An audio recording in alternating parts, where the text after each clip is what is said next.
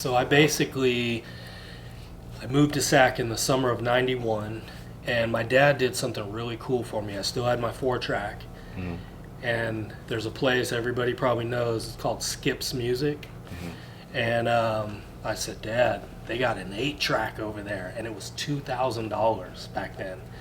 And I said they have a floor unit for $1,000, and my dad was so cool. He still lived in Chico. He drove all the way here to Sac, about an hour and a half, and actually bought it for me. And he said, you just pay me back, send me every month, send me $100 or something.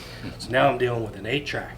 It was like blowing my mind. And Nathan and I were living in Garfield Village over there, and that whole year, that's all I did. I worked at Ben's Big Burgers. If you're from Sac, it doesn't even exist anymore, but there was one on Arden and there was one on Del Paso Heights.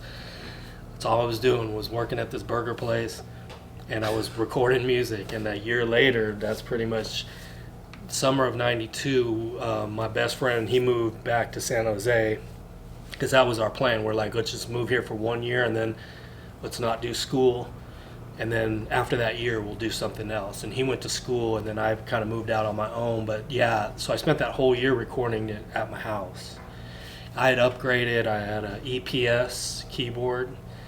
So now my beats are like more sample based. So now I'm kind of elevating to the next level. And but yeah, that's pretty much it. And then Jack comes out. I want to say, we'll just call it early '93. It was probably early '93. Yeah. Yep. Okay. And the weird thing is, when I was living there, I had maybe 20 of these local rappers' tapes, and his was the tape that always stayed in my tape deck. Like, I would jam it every day. What? And yeah, I've told you that before, right? Yeah, it's a trip. And it's a trip because we met on something that was unrelated to that. Like, so it's kind of very coincidental, Is it though? Yeah, right. It might be fate, and then you could probably touch on the story. Yeah, I think we'll get to that. Yeah. He'll tell you kind of how we intersected. Yeah. Okay. Yeah. Jack, real quick, man. Yep. So you pressed up like maybe 500 of those or 1,000 of those? Yes. So there was 1,000, and I want to say that it's a very interesting story, because I think only about 500 of them actually sold in the stores. And the other 500 were in an attic in my girlfriend's mom's house. We had fallen out, and I don't know what happened. So there's 500 of those Jack tapes that went somewhere. And I think they sold them, because fast forward like 10 or 15 years later, I didn't even have a copy myself. And I found one online and bought it for like $60 or whatever. So I don't know. I asked them, I said, can I come get those tapes? And they're like, oh, we don't know what happened to them. So, I mean, you're talking because each box had 250, and there were 2 boxes. Right. And I don't know where those went. So I can't sit here and say, oh, yeah, I sold all 1,000. I think I sold 500. And the other 500, I don't even know where they're at. Might have made it out, might not have. They end up somewhere. Damn. Yeah. Okay. You don't think they're in... Yeah, so they misplaced them. Okay, I was going to say, what's your ex's name? I'm gonna go No, I find think those. they sold them. Okay. They sold them, or they did something, yeah. Damn. Yeah. Rent money for sure. Yeah. Now, did you say she was like related to Nico? Okay, so Nico, shout out to Nico, 43rd. He was best friends with my girlfriend's little brother. So I'm probably maybe 19 years old. And they're probably like 15 years old. So they're, like the next generation. And I had forgotten, but Nico told me online through Facebook or something. He's like, your studio was the first studio I ever recorded at. So I didn't even remember that, but I must have taken him. It was set up in our, like a second bedroom at this house. And I must have recorded a song for him, and I was like, oh, that's cool, like that I did that. I don't remember doing that. Yeah. But yeah, Nico, yeah, he was running around with Rich. Shout out to Rich. That was her younger brother. Okay. Yep. Cool. Yep. And then real quick, the album cover, man, like where they're hanging upside down. Do you have a story? You were telling me a little bit about that, but You know, all my lyrics were all kind of had a like an element of comedy. You know, I was always like cracking jokes, and it wasn't really serious. It was more on a lighter side. And when I decided to name it Jacked, you know, I probably had all my songs already done, and I was like, oh, you know, I think I'm gonna name it Jack because of that one song. And it tells a funny story of getting jacked, you know, which was really happening back then. You know, people were really getting jacked for their starter jackets and their shoes and all that. I said, just relax, it's cool, brother. I gave him the hat, but then up stepped another. Standing about 4 feet, looking like Spike Lee. Told me to surrender my Nikes. Now that's where I draw the line. I know the brother had a 9, but it was time to go for mine. Caught him when they weren't watching and took off down the street like my man Ben Johnson. Running like a man without senses, hurdling barbed wire fences. But I was falling behind and lagging. I took an old lady out of her station wagon, peeled out and pulled into a Kentucky Fried, trying to find a place to hide so I won't get jacked.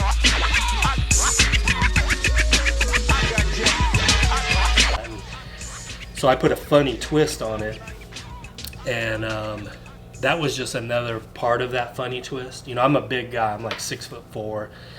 Somehow they got me upside down, but that was my idea. I said, hey, let's do one. That was like an afterthought. I'd already shot the main one where it's like I'm getting jacked for the car.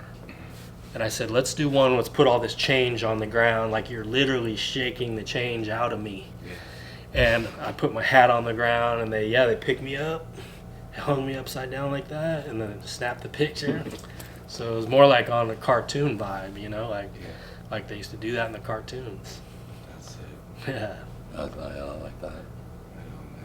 Yeah, I wasn't taking myself too serious, you know, like just had that kind of comedic ingredient in there. Yeah. Yeah. It's cool though, yeah. So you have that tape out now, man. That was your second release. You're in Sacramento with it. It's making its way around, I'm sure. Yeah, Lynch got a hold of it a little later. We'll get to that. Yeah. And then, so let's talk about how you guys met up then. So you were bumping his Peace Seeker tape already, and yeah. Yeah, what I can do, I'll tee it up and then I'll let him kind of take it from there. Cool. The reason I remember is because, so our mutual friend is named David X. Shout out David X. He was a really cool guy that helped me mix down Jacked. So when I actually met him, Jacked wasn't even out yet. And then I'll just let you run with it from there, like your side of how we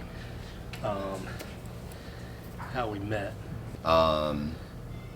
So David X, yeah, definitely shout out to David X.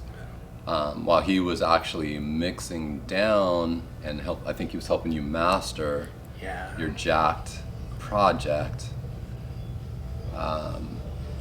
Here I am getting introduced to David X. I was like one of those raver dudes, you know. I'm the dude that would like go and do like shots of Crown Royale and go to the club. There was this nightclub, I'm not sure if it's open still, but it's called The Rage, across the street from the Arden Fair Mall.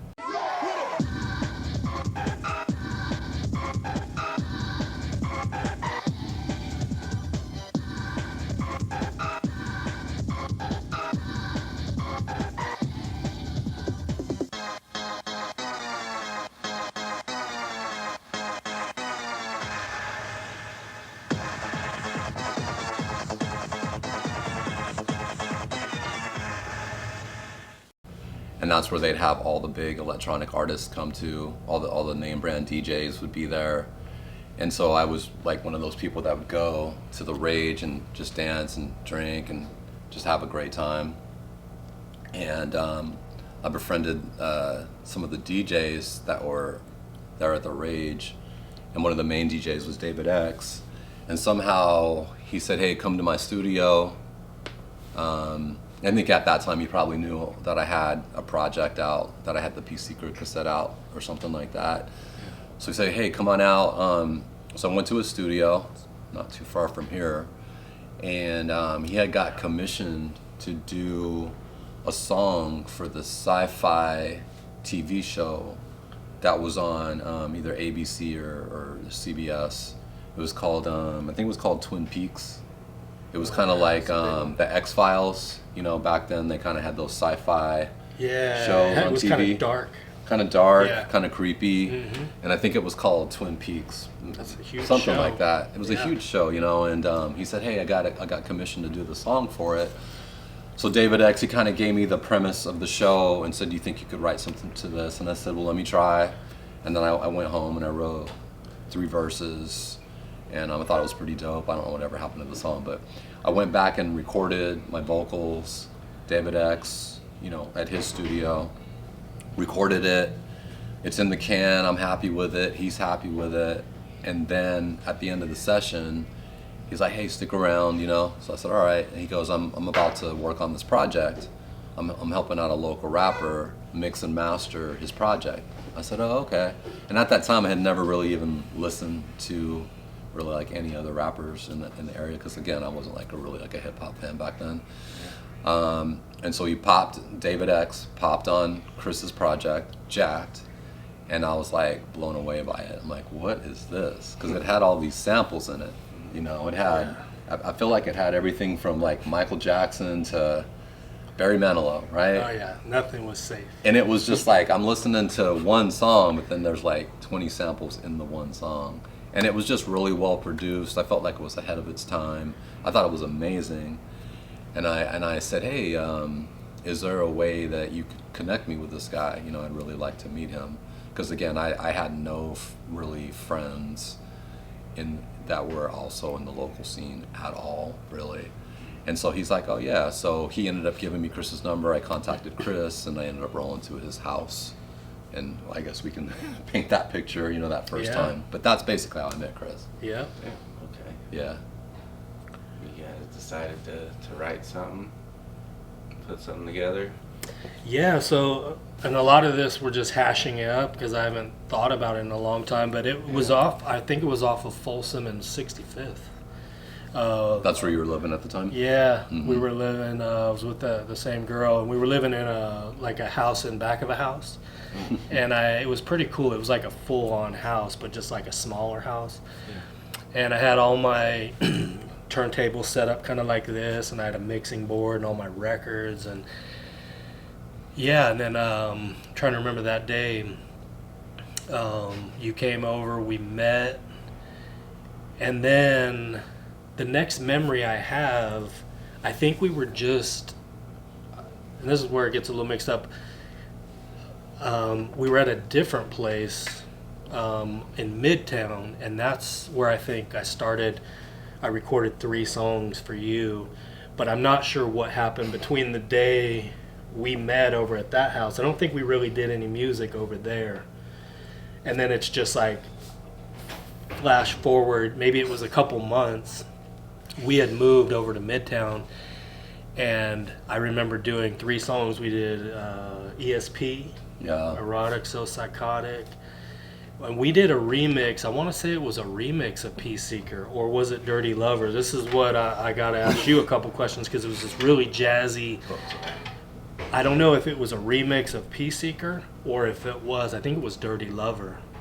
Yeah. Maybe it was the first version of Dirty Lover. Can I help you out a little bit? Yeah. Yeah, so Dirty Lover was basically a remix of Peace Seeker. See, that's what I always thought, because when you say, in the hook, don't you say, "Because I'm a pleasure seeker"? Yeah. And that's kind of how the Dirty Lover goes, "Because I'm a dirty lover." It's like the same cadence, you know, and I always thought those 2 songs were connected. Yeah. They are. So Dirty Lover's like a kind of, would you call it a remix or a part 2? I would say more like a remix. Yeah. Yeah. Do you have that version? I think so. It's like a real Dirty Lover, jazzy. but no, I'm talking about the version that we did, the little 3-song version, because I don't even have a copy of that. I don't think. have a copy either. I don't know, man. Let me. Well, I don't think it ever got released, did it? No, it never got released, but it's sick, dude. It's got the horns in it and everything. Yeah. It's Dirty lover, 'cause I'm your dirty lover. Dirty lover, 'cause I'm your dirty lover.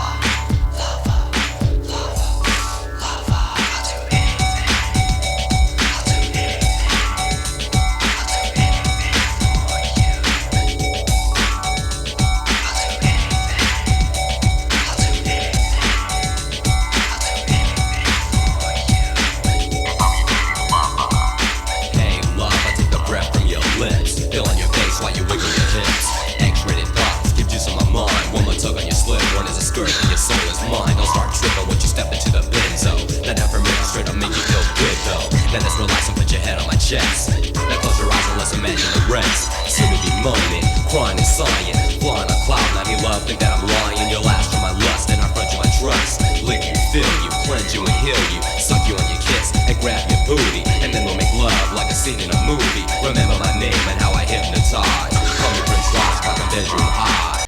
And then you'll have to piece together how you went from there to making the official, I guess, the second Dirty Lover, the one.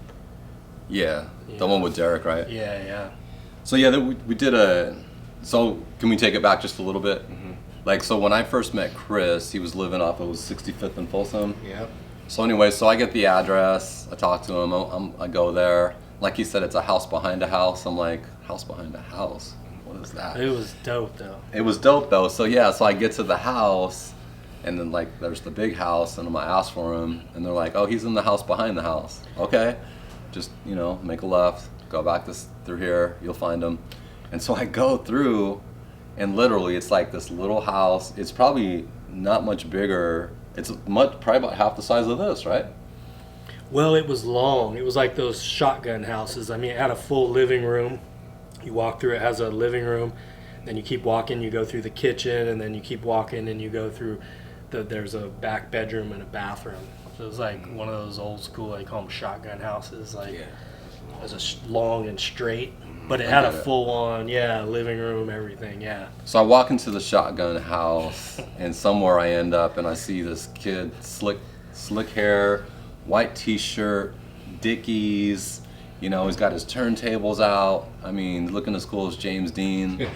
And like I knew immediately, like, man, this is a cool cat right here. And so we negotiated a deal where he was gonna record some songs for me, and then that's how we ended up recording those 3 songs that he's talking about, including the remix of Peace Seeker, which became Dirty Lover. Tight. Yeah. Do you remember the third song? There was ESP, Dirty Lover, and there was a third one. I can't remember it, but yeah, we did 3 songs, yeah. No. And that was on the 8-track, so I had gotten to 8-track, and yeah, that's what we did. In fact, that, yeah. What was cool though was like thinking back about it. So that Peace Seeker, like I said, it was like Tribe Called Quest influenced. It was jazz and hip hop. Like when we did those 3 songs, it was jazz and hip hop, but it was like with your twist now because it was more up tempo. It was like 130 beats per minute, and it had like those West Coast drums. Like it had that West Coast funk to it. So it was very West Coast sounding, and it was very unique sounding. Like no one had even done that before. And I mean, it had that big That I clap have. on the Yeah. Dirty Lover. It had that big clap, like So it sounded nothing like a Tribe Called Quest or Right, it had Diggable or Gangstar. It was very like West Coast jazz hip hop, Yeah. like with a funk feel to it. oh yeah. Yeah, Damn. Okay. yeah. And so that one, you said those 3 songs, you guys never pressed those on the tape. It was just on Nah, Okay. just kind of like stuck in the archives. Cool. Sounds Yep. good. Yep. Yeah. That's how it started, though, huh? What were we recording on? We were recording on floppy disk back then. What do you think?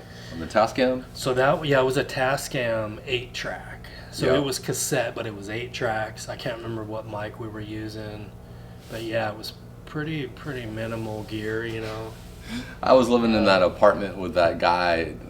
My friend David used to call him Charles Manson. Oh yeah. So that's where you brought your gear. I was living in that 2nd-story apartment in Carmichael, and I think Yeah. you brought your Tascam and your equipment, set it up in my room, and we recorded in there with the mic and everything. Now that was like the 3rd incarnation of my studio. Now the gear you're talking about, I actually elevated up to a reel-to-reel machine. Oh, okay. And it was a 1/4-inch reel, and I had a big mixing board that was it was almost like a live mixing board.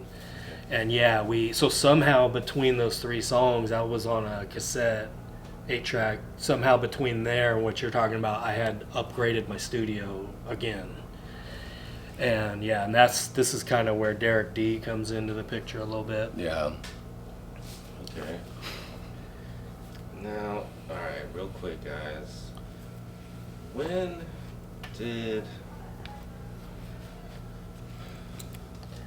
that bad boy come out? Was that one of the first ones? Or, Freak Delicious. or we can get to this in a second. I just don't want this one to be left out. But Yeah, no, that's cool. like, what was like the first ones you guys remember putting on actual demo tapes? So now we're kind of getting to almost to the Contrast days now, huh? Yes. We're getting close. We're getting Anything close, before yeah. that? Fill me in. Whatever Was you there got. anything before Contrast when we decided, hey, let's try to make this an actual like group. Let's make this a duo. Yeah, I think after we recorded those 3 songs, that's when we were like, yeah, let's do this as a group. So I think our Yeah. common link too was, and you correct me if I'm wrong on this. So I was going to a studio called Edible Sounds, and I was working with a DJ Derek D. Shouts out to DJ Derek D. Yeah. Still work with him to this day. Yeah, shout out Derek D. Super talented guy, good guy. I was going there, and then I don't know if you were going there too, but did you know him through me, or how'd you meet him? No, I actually met him through you. That was your guy. Okay. So yeah, I think it was like me recording with DJ Derek D, local guy, pretty much a legend. I mean, you know his track record. Yes. He's He's still on- doing it. He's yeah. on everything, Yeah. if you tons from that of era. albums. Yeah. Edible sound. Yeah. Yeah. So I think once we connected, I think once I introduced you to Derek, I think at that point we started thinking, hey, this is kind of like a cool concept for a group. Yep. And I had a funny little story I just thought of. So these reel-to-reel machines are big. You know, they sit on a rack, and they're probably about 3 feet high, and you could like hug around them. They were that big. And I remember, I have a memory, somehow Derek D, I think we somehow got that machine over to his house, his studio, and he would put like a few beats on there. He would bring it back to Raj's house, and I just remember trying to get this thing out of the trunk. I mean, it's like a body. You know, we were 2 people lifting it and putting it in his truck, his trunk.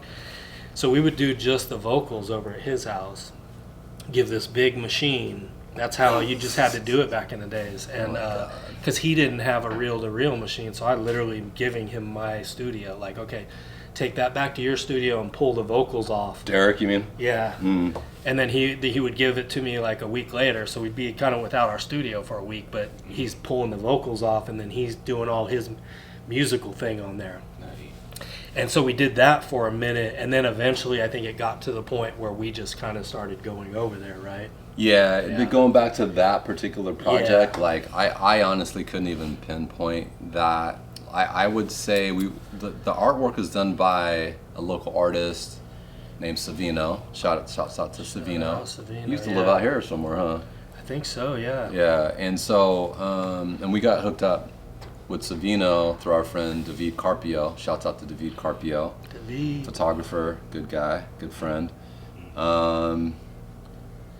So I think that particular cassette, to answer your question, I think that cassette was somewhere in between Chris and I being solo artists and us saying, hey, let's turn this into like an actual group or a duo.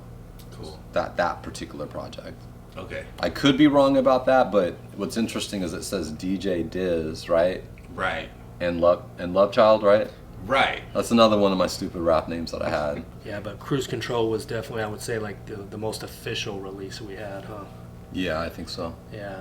Like that one was probably really limited, you know? Would you say that was? We never released that to the public. Yeah, at all. that's something super rare. That's not even really almost like a release. Yeah. You know what that is? Basically, in my opinion, is it's basically the mock-up to something that we were probably gonna press up. Yeah. And we probably there was a place called was it called? Remember that little place that we used to go get the yeah. limited pressing out there Yeah. by Arden? Yeah, we got all our stuff there. It'll come to me, but yeah, there's. Uniset. That's Uniset, it. yeah, That's good you one. Got it, dude. Cool. Yeah, Uniset. So that was probably like us going to Uniset and saying, hey, can you press up 20 of these or 10 of these? And we're just mocking it up to prepare for like a full release. And it just never got to Yeah. the point where we did a full release. And we were playing around with things because that Running Out of Wine is actually a skit from the Jacked album. So we were kind of pulling from different things, and then like the Kites, Balloons, Buddha, Basketball, that was off of like his solo stuff. So we were kind of pulling things in from solo works and It's like a stuff. compilation in a way. Yeah, yeah. In a way. Yep. Kind of like the same with the California Players Network.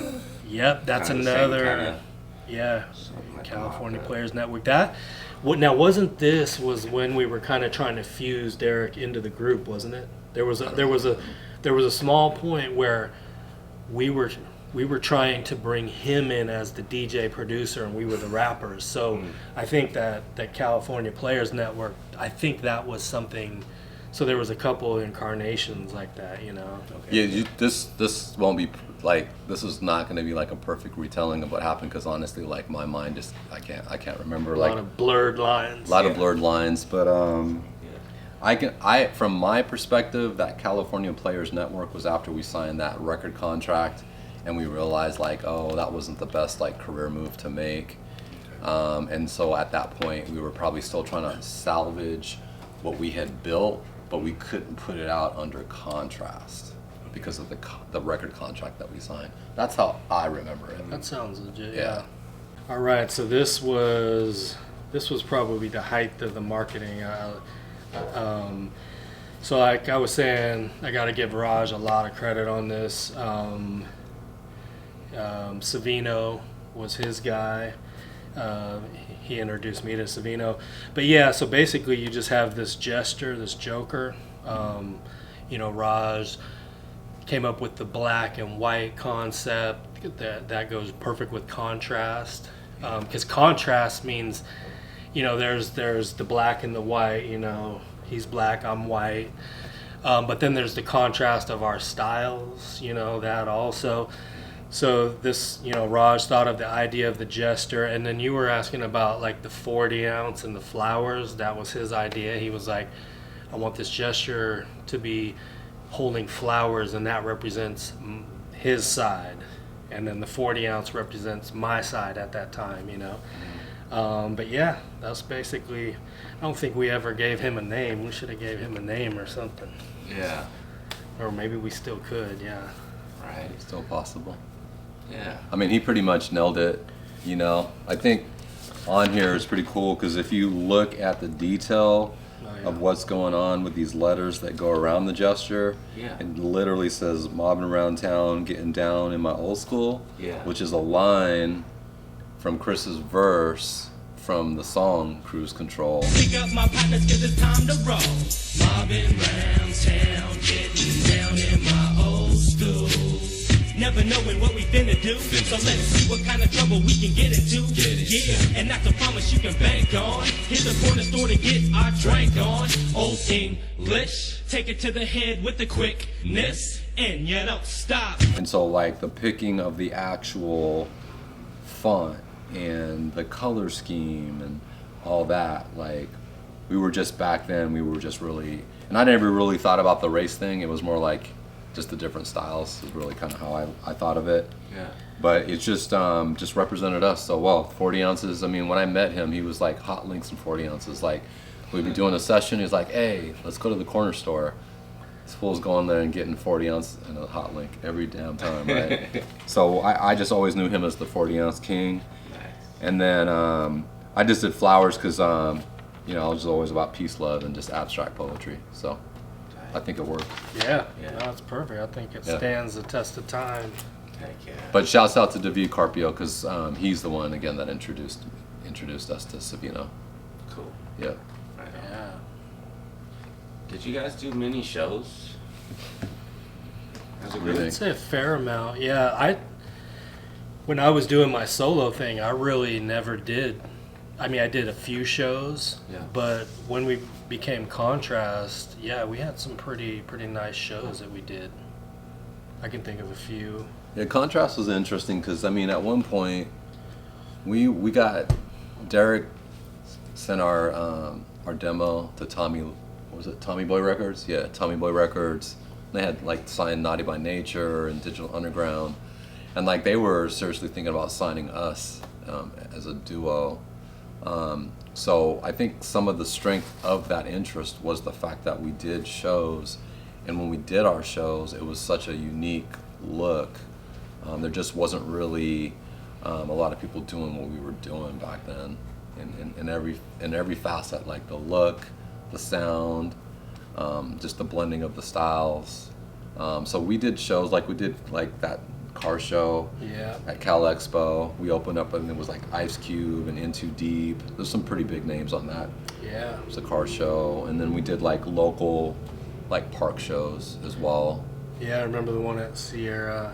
Was American River College. Yeah, American River. We did Yeah. a really cool one there. So it was like local parks, Yeah. colleges, and then car shows basically. Mostly in the local area. We did a couple shows in the Bay Area. Yeah. Top of the Hill. I think we did Top What of was the Hill. that one song? We in the house. Let's get it on.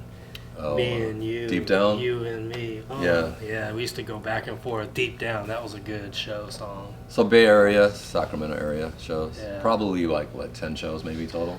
Probably, yeah. Wasn't a lot, but it was within a concentrated period of time. Yeah. Yeah. Did you open up for any big names?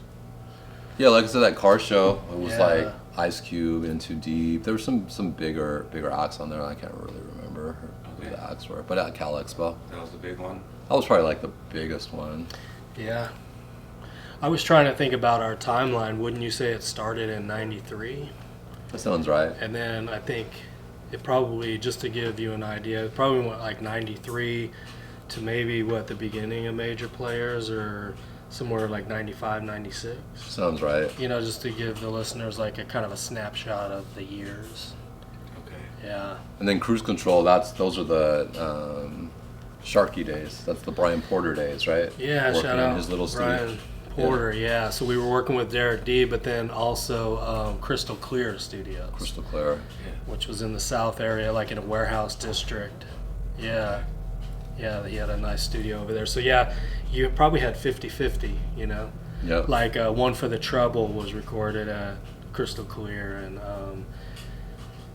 what were some of the other ones? Trump Full of Rhymes record with Derek. Yeah, Trunk Full of Rhymes and Dirty Lover was with Derek. What's on that? Yeah, what is on that Cruise Control Oh yeah, cassette? I don't even really remember. Certified.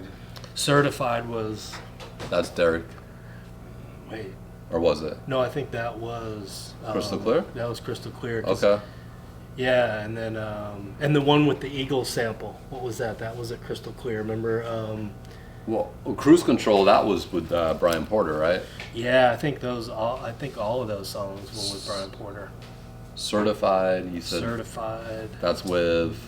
One for the Trouble. One That's for all. Trouble and Cozy Condition. Those are all Porter, right? Yeah, Yeah, it Cozy says Condition. Crystal Clear. Yep. Okay, there you go. So I think you had different eras. The early Contrast stuff was with Derek D. Okay. Like say 93, maybe 94, and then somehow we started going with Brian like towards the end, you know. So the later songs I think were over there. Actually, I can tell you why I think. Like, I was talking to Derek the other day, because I still record with Derek, right? And I said, man, Derek, if you would have just let us, you know, put us on and let us just record without having to pay, like, upfront, you know, I said, we probably would have actually been able to, like, make some real traction with Contrast. But we could never convince him to do that, Derek, that is, because he had it going on back then. You know, he was DJing for FM 102. He was running his own recording studio, and he had multiple clients. And so I think at a certain point, when we tried to convince Derek to kind of, let's try to record X amount of songs and let's really try to make this a thing with the three of us, I think once we realized like that had fizzled out, then Chris and I just started going to Brian Porter and using our own money combined and just recording our own stuff with Brian. Okay. Yeah, I think Yeah. that's the timeline. Got it. Yeah. Yeah. Yep. So you were with Brian, The latter part. The second half, Okay. yeah. And that's how we got that deal, is from the Cruise Control album, I think, or E EP. Now you haven't touched yet on the one with the Busted Records, right? Remember? Oh.